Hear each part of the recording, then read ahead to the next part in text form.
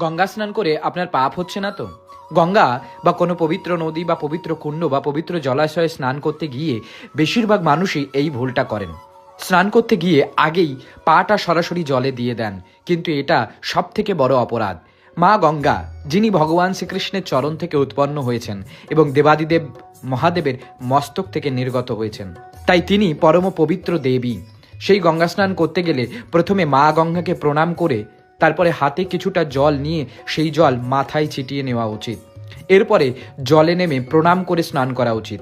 কোনো পবিত্র তীর্থ, পবিত্র নদী বা পবিত্র কুণ্ডে স্নান করার সময় কখনোই সাবান, শ্যাম্পু ব্যবহার করা উচিত নয়।